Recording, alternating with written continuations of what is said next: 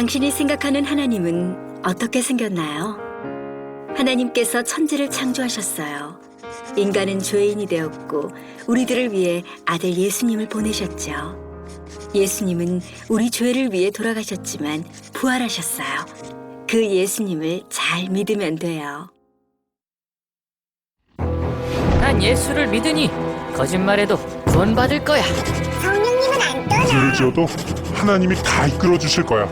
지금은 돈이 나중에 중요해. 열심히 믿지 뭐. 주일 하루면 난 할 일 다 한 거야. 어떤 것도 죽기 전에 그럼 이제 그 얘기도 어떤 한번 죄도 하자. 회개하면 용서가 돼? 될 거야. 그러니 거짓말쯤이야. 뭐야? 이건 괴물이잖아. 하나님께서 우리에게 주신 성경만이 하나님을 제대로 그릴 수 있습니다.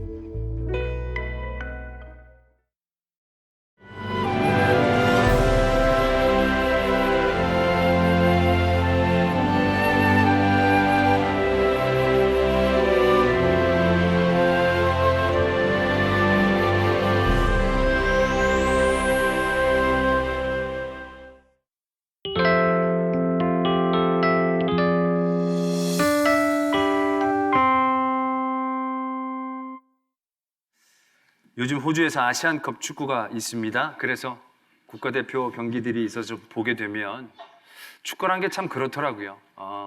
축구를 이렇게 보면서 얘기를 할 때 요즘 뭐 점유율 뭐 이런 얘기를 많이 하죠.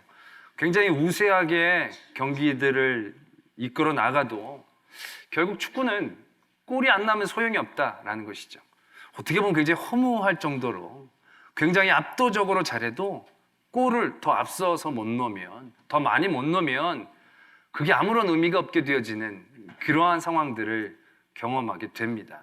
어떻게 보면 그것 때문에 재밌기도 하고 또 그것 때문에 또 안타깝기도 한 그런 모습들을 발견하게 됩니다. 그렇죠. 아무리 뭐 개인기가 화려해도 골이 안 들어가면 의미가 없고요. 아무리 뭐 계속 골을 가지고 놀아도 골 수에서 지면 지게 된다는 거. 그러한 축구를 보면서 저의 삶을 되돌아보게 됩니다.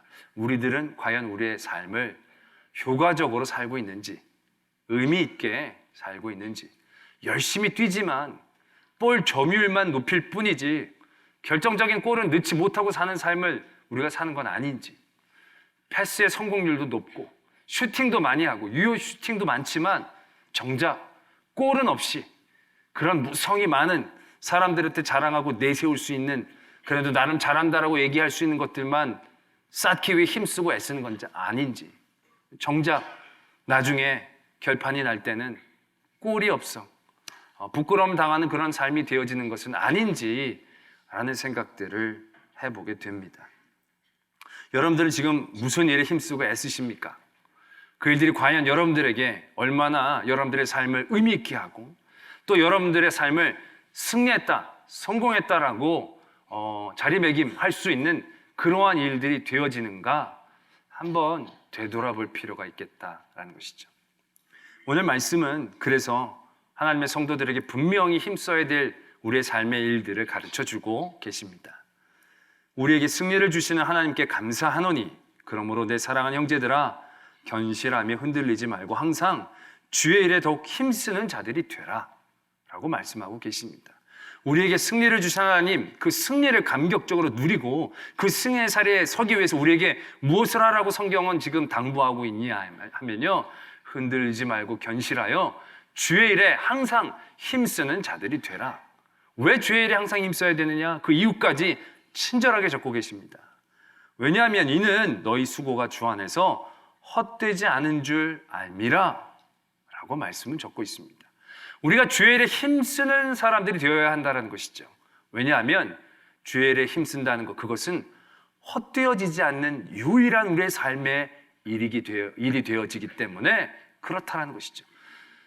전도서 9장 11절의 말씀에 이런 말씀이 있습니다. 지혜자가 하늘 아래를 이렇게 쳐다보니까 빠른 자가 선착하는 게 아니고 달리기가 빠른 사람이 1등으로 도착하는 게 아니고 용사가 전쟁에서 이기는 게 아니고 지혜자가 물질을 얻는 게 아니더라 라는 것을 보게 되어진다는 거죠. 딱 맞습니다. 제가 염세주의적으로 얘기하자고 얘기하는 게 아니고요. 우리의 삶이 그렇지 않습니까? 우리가 지금 힘쓰고 애써서 우리의 삶 가운데 자랑하고 승리라고 얘기할 만한 많은 삶의 요소들이 어떻게 보면 참 헛된 겁니다. 별로 그렇게 자랑할 것들이 되어지지 않는 것들을 경험할 때가 많이 있다는 것이죠. 여러분들의 삶의 자리에서도 물론 길게 사신 분들도 있고 나름 짧게 사신 분들도 있지만 삶의 길이와 상관없이 그러한 삶의 경험들을 우리가 군데군데 많이 할 수 있습니다. 굉장히 사람들에게 자랑할 만한 것들, 내세울 만한 것들. 근데 그것이 얼마나 우리를 늘 영광스럽게 해주고 기쁘게 해줄 수 있었는가라는 것이죠. 여러분들이 돈이 많다는 게 얼마나 여러분들을 기쁘고 즐겁고 영광스럽게 해줄 수 있겠는가. 우리가 힘쓰고 애써서 돈을 모으고 물질을 모은다. 사람들에겐 부자라는 게 자랑거리가 될 수 있겠지만 정말로 우리의 삶을 평가하는 그 삶의 자리에서 그 물질이라는 게 얼마나 우리를 대단하게 평가할 수 있느냐는 것이죠. 무조건 많이 번 사람이 훌륭한 사람이라고 인정받는 시대가 아니지 않습니까? 이 세상에도 하물며 그러는데 하나님의 앞에 선에 갔었을 때 우리가 얼마나 많이 번 게 얼마나 우리가 자신 있게 얘기할 수 있는 거리가 되어질 것이며 그것이 하나님 앞에 얼마나 인정을 받을 수 있는 제목이 될 수 있겠는가라는 것이죠. 많이 휘젓고 다니고 사람들 앞에 많이 박수받고 다니고 그래도 뒤의 모습들, 끝의 모습들은 거의 다 다르지 않더라고요. 아무리 예쁜 사람, 아무리 잘생긴 사람 나중에 끝에 하나님 불론받기 직전에는요 거기가 거기예요. 다 그렇지 않습니까? 아무리 빨리 달렸던 분들 빨리 달려봐야 뭐 젊었을 때 빨리 달렸지 7순, 8순, 9순 되면 달리기 다 비슷해요. 차이가 없다는 거죠. 그것을 위하여 우리가 힘쓰고 애쓰는 많은 그런 삶의 모습들이 과연 얼마나 유의미하고 헛되지 않는 것이 되어지는가를 우리가 정말 심각하게 고민해보며 그렇게 하고 있냐는 거라는 거죠. 우리가 자녀를 키우는 것도 그래요. 자녀를 키우면 자녀가 잘 되면 좋죠. 잘 되는 것만으로도 좋지만 많은 분들이 자녀가 잘 되고 자녀가 돈을 많이 벌면 자기가 용돈을 많이 받을 수 있을 것 같은 생각들 하고 계시지만요. 절대 그렇지 않습니다. 자녀의 소득과 자기가 받는 용돈은요. 비례하지 않습니다. 웃는 분들은 아시는 분들이에요. 벌써. 그럼요. 전혀 자식이 잘 되고 다 키워놓고 다 어른들 다 그래 봐요. 모여서 어른들 얘기할 때 보면 다 그런 거 들려. 잘 키워봐야 소용없어. 자식 자랑할 때는요, 막 거품을 물면서 자식을 자랑해요. 뭐 우리 어디 의사고 어디 뭐고 막 우리 막 자랑을 해요. 그러다가 갑자기 분위기 쌓여지면 다 필요 없어, 다 쓸데없어, 뭐 헛살. 다 그렇게 얘기하는 것들을요, 다 듣게 되어진다는 거죠. 자랑할 때만 필요하지. 실제적으로 살 때는 잘난 자식들 별로 필요 없을 때가 많더라고요. 세상에서 우리가 힘쓰고 애쓰고 목숨 걸고 하는 많은 것들이 얼마나 헛되지 않은 것인가. 우리가 그것을 얼마나 고민해보며 그 일에 힘쓰고 애쓰는가를 되돌아봐야 한다는 것이지요.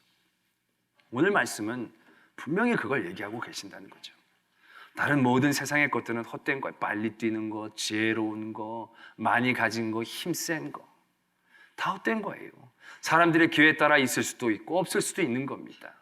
그러나 분명한 건 주의 일에 힘쓰는 자, 그 주의 일에 힘쓴 모든 것들은 하나도 헛되어지지 않는다라고 말씀은 적고 계신다는 것이죠. 성경에서도 보면요, 사울과 다윗이 늘 대조가 많이 되는데요. 사울은 우리가 생각해보면 그렇게 좋은 이미지가 아니죠. 또 막 행복하고 즐거운 이미지가 아닙니다. 굉장히 뭔가 좀 우울한 그러한 왕이죠. 그런데 여러분, 이 사울 왕에 적힌 말씀을 쭉 읽어보면요, 사울 왕은요 진 적이 없어요. 패배를 한 적이 없어요. 딱 자기가 죽는 전쟁 그거 딱 하나만 졌고요. 그 이전에 사울은 패배가 없었습니다. 얼마나 승승장구한 삶인지 몰라요. 그가 왕이 되고 나서 2년 만에 요나단 그 아들이 블레셋 국경 수비대를 건드렸어요. 그래서 블레셋 사람들이 벌떼처럼 모인 거예요. 사울이 이스라엘 백성들이 그걸 보고 완전히 질린 거예요. 가장 큰 위기를 맞이한 거죠. 그래서 그때 요나단이 혼자서 그 블레셋의 진영으로 뛰어 들어갑니다. 그리고 블레셋 사람들을 하나하나씩 넘어뜨리는 거예요. 그걸 보고 이스라엘 민족들이 숨어 있다가 사기가 올라서 전쟁에서 큰 승리를 거두게 되어지죠. 나중에 골리앗이라는 장군이 큰 군대를 이끌고 또 쳐들어옵니다. 위기를 맞이하죠. 근데 그때도 이 다윗이라는 장군을 그가 발견하면서 엄청난 승리를 거두게 됩니다. 말씀은 적고 있습니다. 사울이 항상 이겼다라고. 말씀은 그렇게 적고 있었습니다. 그리고 나서 사울은요, 진 적이 없습니다. 그러나 그가 이 세상에선 승리하고 항상 이기고 승승장구하는 삶의 사이클을 보여주고 있었지만 우리는 하나도 그렇게 느껴지지 않는다는 것이죠. 그의 승리라는 것이요, 그 승리만큼의 가치를 그에게 주지 못하고 있다는 것을 늘 느끼게 되어진다는 것이죠. 어떻게 보면 그가 승리를 거둘 때마다 그의 삶은요, 조금씩 더 떨어지기 시작한 거예요. 아까도 얘기했듯이 첫 번째 블레셋과의 전투에서 그가 이겼을 때 7일 동안 사무엘이 오기를 기다렸는데 사무엘이 오지 않았어요. 그래가지고 급한 마음에 백성들이 막 흩어지니까 자기가 그냥 제사를 드려버린 거예요. 사무엘이 그 다음에 왔어요. 그리고 사울을 나무랍니다. 왜 그렇게 기다리지 못하느냐? 그렇게 왜 이기고 지는 게 너에게 메이느냐는 거죠. 그러면서 그런 얘기를 합니다. 당신의 위가 오래 가지 못할 거라고. 그 전쟁에서 대승은 거두게 되었지만 그는 거기서부터 하나님 앞에서의 가치를 잃어가고 있는 거죠. 그게 하나님의 전쟁이고 하나님의 일이 아니라 자기 전쟁이고 자기 나라가 될 때 이겼지만 그 이긴 게 아니에요. 나중에 하나님이 그에게 아말렉을 쳐서 멸하라고 얘기하죠. 그래서 아말렉을 쳐서 완전히 멸했습니다. 완벽한 승리를 거둔 거예요. 그러나 어떻게 됩니까? 저희들이 잘 알다시피 하나님께서 하라고 한 그 전쟁에서 그는 좋은 짐승들을 따로 떼어놓습니다. 하나님의 일이 아니라 자기 전쟁으로 만든 거죠. 자기 승리로 만든 거죠. 그렇게 되고 나서 어떻게 됩니까? 완벽한 승리를 거뒀지만 그것은 그에게 있어서 완벽한 저주였어요. 이제 네 왕위를 빼앗아 네 이웃에게 주겠다라는 거죠. 완전히 끝난 전쟁이 되어진 겁니다. 이겼는데도. 다윗이란 사람이 나와 골리앗과 블레셋 사람들을 물리쳤어요. 완벽한 승리를 그 나라가 얻었어요. 근데 그때부터 사울은 그 다윗에게 늘 눌려 있었던 거예요. 전쟁엔 이겼지만 그 전쟁이 하나님의 일이 아니고 자기 일이 되어질 때 이긴 게 아니다라는 거죠. 이긴 게 아무런 가치가 없게 되어진 거예요. 역사는, 말씀은 다윗이 사울에게 늘 쫓겨다닌 거예요. 사울이 늘 다윗을 쫓아다닌 거예요. 그럼 누가 더 불안해요? 다윗이 불안할 거 아니에요. 쫓아다니는 사람은 덜 불안할 거 아니에요. 그러나 말씀은 그렇지 않아요. 쫓아다니고 있는 사울이 쫓겨다니는 다윗보다 더 불안합니다. 늘 쫓아다니는 사울이 다윗보다도 늘 우울합니다. 늘 눌려있는 삶임을 보게 되어진다는 것이죠. 왜요? 왕이라는 자리, 승리라는 자리, 정말 승승장구한 그의 삶의 모습들, 의미 없다는 거죠. 주님을 위한 일들, 주님을, 하나님을 기쁘시게 하는 일들이 아니라면 그건 아무 의미가 없게 되어진다는 거죠. 그러나 반대로 다윗은 어떻습니까? 그가 왕이 되기 전까지는요, 그는 늘 쫓겨다녔어요. 참 일이 안 풀리고 안 풀려도 그렇게 안 풀리는 사람이 없는 거예요. 늘 사울 한번 용서해줘도 또 금방 또 쫓아오고, 그래서 블레셋 왕 앞에 가서 미친 사람 척까지 해대고, 결국 다 블레셋 그 밑에 들어가가지고 거기서 붙어 사는 그런 인생이 되어버리고 만 거예요. 그러나 그럼에도 불구하고요, 다윗은 그 모든 삶의 자리에서요, 주의 일에 힘쓰는 사람이었어요. 하나님이 기쁘시는 일, 하나님이 옳게 생각하시는 일, 늘 그러한 일들로 힘쓰고 애썼던 다윗이에요. 늘 쫓겨다녔지만 그 다윗의 중심, 그 다윗의 행동들은 하나도 헛된 것이 없게 되어진다는 것이죠. 그 모든 것이 우리가 보면 인생으로는 내리막이었지만 하나님의 세상에서 우리가 보기엔 다윗은 그때부터 승승장구하기 시작한 것이죠. 왜? 의미 있는 일을 한 것이니까. 헛되지 않는 일, 온전한 일 가운데 그가 힘쓰고 애썼으니까. 세상에서의 승리, 세상에서의 성공, 세상에서의 어떤 취함이 아니라 하나님 중심의 일들을 할 때에 그 하나도 땅에 떨어지지 않음을 우리는 말씀에서 경험할 수 있다라는 것이죠. 할렐루야. 성도는 그러한 일들에 힘쓰고 애쓰는 사람을 뜻한다라는 것입니다. 우리가 달리 하나님의 사람이 아닙니다. 돈을 많이 벌어 하나님의 사람이 아니고요, 성공해서 하나님의 사람이 아닙니다. 우리는 하나님을 믿기 때문에 하나님의 사람인 것이죠. 하나님의 일을 하기 때문에 하나님의 사람인 것입니다. 여러분들 오늘 이 자리에 나와서 예배를 드리고 있지만 여러분 돈을 많이 벌기 위해 이 예배를 드리고 있습니까? 그러면 여러분들은 잘못 찾아오신 거예요. 이 시간에 차라리 여러분들 아르바이트를 하거나 뭘 하는 게 돈을 버는 데는 더 분명한 길입니다. 여러분들 건강하기 위해 이 자리에 나왔습니까? 그럼 잘못 온 거예요. 이 자리보단 산에 있는 게 훨씬 좋아요. 거기가 공기도 좋고 운동도 하는 거고요. 훨씬 좋습니다. 자녀들 잘 되기 위해서 여기 오셨다면 잘못 온 거예요. 차라리 자녀를 데리고 학원 그 문 앞에 서 있는 게 자녀를 붙잡고 공부시키는 데는 더 효율적이다라는 거죠. 여러분 그런 것 때문에 온 게 아니잖아요. 왜? 결국 그런 헛된 것들, 그 자녀 공부시켜서 공부 잘해서 건강해서 돈을 많이 벌어서 그런 돈을 우리가 얼마나 쓸 수 있고 그 건강을 얼마나 우리가 누릴 수 있고 자녀가 얼마나 그 길이 열어지는 건 솔직히 얼마나 많이 공부하고 얼마나 많이 벌고 얼마나 많이 훈련을 하고의 문제랑은 상관없거든요. 그게 불안하니까 마지막 한 안전장치로 여러분들이 이 자리에 왔다면 그것도 굉장히 잘못한 겁니다. 그런 안전장치는 보장되어 있지 않습니다. 온전히 하나님을 기쁘시게 하고 하나님의 일 가운데에 쓰임받고 하나님 앞에 나오기 위해 온 사람들만의 예배여야만 이것이 헛되지 않는 예배가 되어지는 줄 믿습니다. 그래야 오늘 드려진 여러분들의 예배가 헛된 게 아니 되어지는 것이고 드려진 찬양과 기도가 의미 있게 되어진다라는 것입니다. 여러분 주의 일 위에 우리에게 무슨 의미가 주어질 어떠한 것들이 있다라고 생각하시면 안 됩니다. 명성교회를 담임하시는 우리 김상환 목사님이 그런 얘기를 하신 적이 있어요. 자기가 어느 날 문득 생각을 했다는 거예요. 내가 왜 이렇게 많은 복을 받았지? 너무너무 큰 복을 받았는데 내가 뭘 잘해서 내가 뭘 잘 준비되어져서 내가 뭘로 잘했기 때문에 이렇게 복을 받았을까를 고민을 했다는 거예요. 근데 하나님이 어떤 장면을 딱 떠올려 주셨다는 거예요.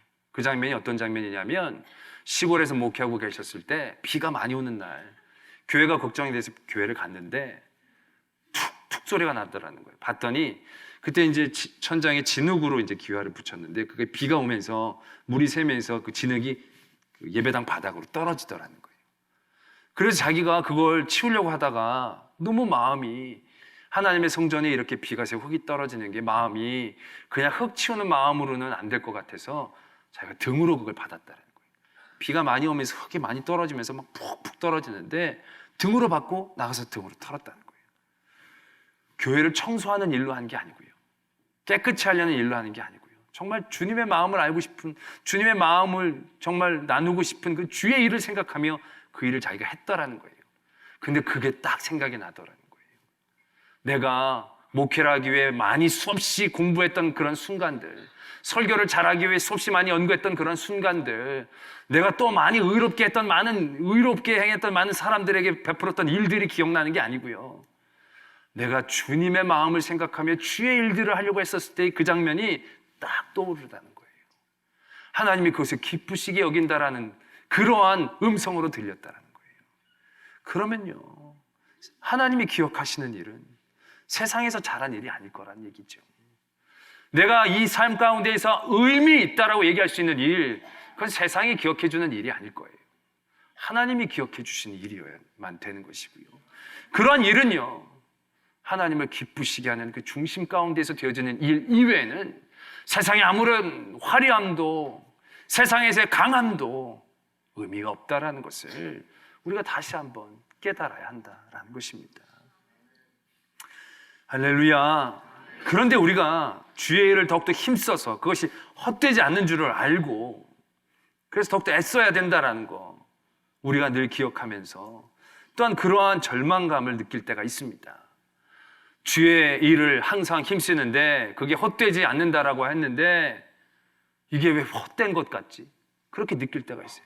내가 그렇게 열심히 믿었는데 왜 이런지, 내가 그렇게 열심히 기도했는데 왜 그게 이렇게 헛된지, 그러면 그런 마음으로 흔들리고 원망하고 절망하는 삶의 자리들을 만나고 그런 얘기들을 하는 분들을 듣게 되어집니다. 근데 이게 얼마나 답답한 일인지 모릅니다. 우리가 왜 주의 일을 힘쓰려고 하는 겁니까? 헛되지 않은 일이 주의 일을 힘쓰는 것밖에 없으니까 우리가 주의 일을 힘쓰려고 하는데 우리는 그 주의 일을 하면서 그 주의 일을 하는 것에 대한 대가를 헛된 것을 바라는 것과 연관시켜버리고 있다는 거죠. 내가 그렇게 열심히 믿었는데 왜 우리 애가 떨어집니까? 내가 열심히 이렇게 기도했는데 왜 우리는 돈을 못 법니까? 내가 열심으로 하나님 예배를 드렸는데 왜 우리는 맨날 아픕니까? 우리는 헛되지 않는 일들을 힘쓰면서 그 일들의 가치를 늘 헛된 것에 적용하고 있다는 거죠. 이 얼마나 어리석은 틀을 가지고 있는가를 우리가 깨달아야 한다는 것입니다. 우리의 헛되고 헛되지 않은 것의 기준은 세상에 있는 것이 아니죠. 오늘 우리에게 말씀하시는 승리다. 흔들리지 말고 더욱 주의 일에 힘쓰고 주 안에서 헛되지 않는 것을 우리가 알아야 한다는 것을 얘기할 때 그 모든 기준은요, 절대로 헛되어지지 않는 영생의 문제와 관련이 있는 겁니다. 우리가 주 안에서 일을 하는 게 어떠한 일들 가운데 헛되지 않느냐, 영생에 관한 일, 구원에 관한 일, 하나님의 나라에 관한 일들 가운데 헛되지 않은 걸 의미하는 것이지, 헛되어버리는 세상 것과 관계가 되어지는 게 아니다라는 겁니다. 왜 헛되지 않는 일들을 하기 위해 주의 일들을 하면서 헛된 것을 여전히 바라보고 있는가라는 것이지요. 성도가 무엇입니까? 영생의 소망을 가지고 그 구원의 기쁨을 가지고 하나님 앞에 나오고 하나님의 자리를 지키는 사람들 아닙니까? 영생 얻고 구원 얻고 하나님 나라 얻으면 됐지. 그 어떤 것들을 우리가 바라고 꿈꾸고 있는 것입니까? 예수님의 제자들, 예수님 많이 쫓아다녔습니다. 근데 예수님이 고난받고 어려움 당하고 너희들 가운데 믿지 않은 사람들도 있을 것이다라는 얘기를 했더니 사람들이 확 떠나버린 거예요. 그리고 몇 명밖에 남지 않았어요. 예수님이 묻습니다. 너희들은 왜 안 가느냐? 그때 베드로가 그런 얘기를 하죠. 영생의 말씀이 여기 있사오니 누이게로 가오리까? 그러면요, 그 베드로에게는 영생에 대한 소망함이 있었기 때문에 예수님의 곁에 있을 수 있는 힘이 있었다는 것이죠. 우리도 그 영생에 대한 소망함, 그것이 없어서는요, 예수님 곁에 오래 있기가 어렵습니다. 우리의 바람, 우리의 기쁨, 우리의 능력, 우리의 즐거움의 근원이 하나님의 나라, 구원과 영생에 있지 않으면 정말로 하나님 옆에 오래 붙어 있기 쉽지 않습니다. 세상의 유혹과 두려움에 우리는 금방 넘어질 수밖에 없는 인생이 되어버리고 말 것입니다. 때문에 우리는 분명한 이런 기존과 구조 가운데 있어야 합니다.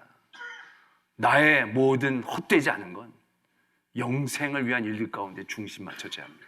나의 믿음이 흔들리지 않고 하나님의 나라의 삶을 이곳에서도 살고 하나님의 나라에 들어가기를 원하는 그런 중심 가운데에서 나의 주 안에서의 일들이 이루어져야 한다는 것입니다.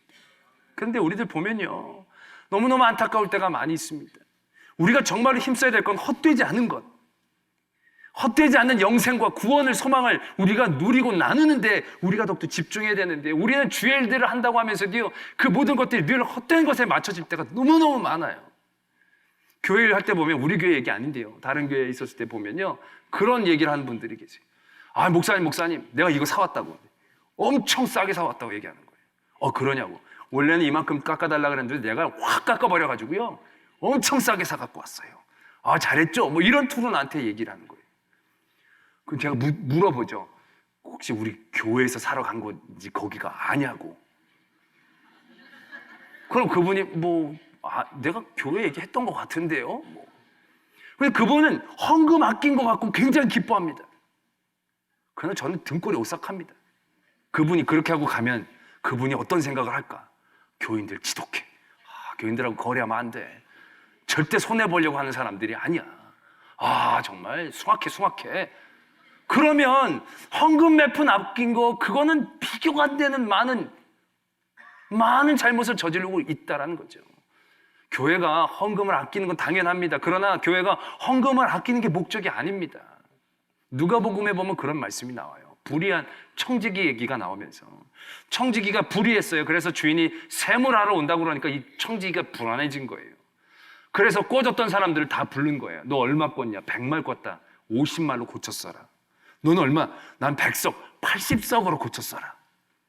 주인 거 꿔줘놓았을 자기가 다 깎은 거예요. 이게 얼마나 못된 짓을 하는 거예요.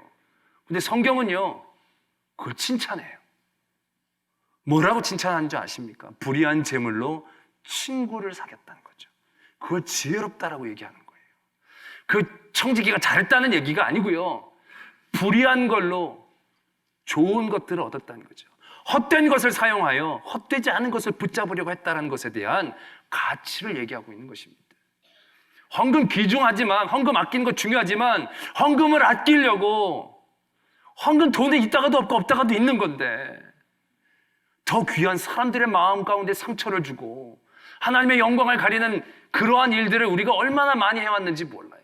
교회 일을 잘하고 교회를 아껴서 하고 교회를 멋지고 화려하게 하고 폼나고 힘있게 하느라고 얼마나 주변 사람들에게 상처 주고 피해 입히고 세상의 성공과 없어지고 헛된 것들을 자랑하고자 얼마나 귀하고 가치 있는 것들에 대하여 생각하지 못했느냐는 거죠. 우리의 영생의 기쁨, 그리고 그 기쁨을 그들에게도 나누고 전할 수 있는 그 기회를 얼마나 우리가 방해하고 있게 되어지는지를 우리가 깨달아야 한다는 것입니다. 하나님은 철저히 세상의 헛된 것들로 헛되지 않은 일에 집중하기를 원하고 계십니다. 그런데 우리는 늘 헛되지 않는 일들을 한다라고 하면서 늘 헛된 것에 우리의 최종적인 눈들이 가 있다는 겁니다. 나의 성공, 나의 부, 나의 기쁨, 나의 즐거움, 우리 교회 성공, 우리 교회 부흥, 우리 교회 기쁨, 우리 교회 부, 그것 때문에 얼마나 헛되지 않은 중요한 것들을 다른 사람들에게서 우리가 빼앗는가를, 내 스스로가 빼앗기고 잃어버리고 있는가를 우리는 되돌아볼 줄 알아야 한다는 것입니다. 할렐루야. 제가 너무 흥분했습니다. 너무 안타까워서 그럽니다. 우리가 우리의 삶을 헛되지 않는 삶으로, 헛되지 않는 것에 매이지 않는 그러한 성도의 삶으로 세워나가기를 소망합니다. 그래서 진정 하나님이 우리의 손을 들어주시고 많은 사람들이 우리를 통하여 하나님의 살아계심을 보게 되어지는 그러한 진정한 승리의 자리에 저희 모두가 서게 되기를 소망합니다. 기도하겠습니다.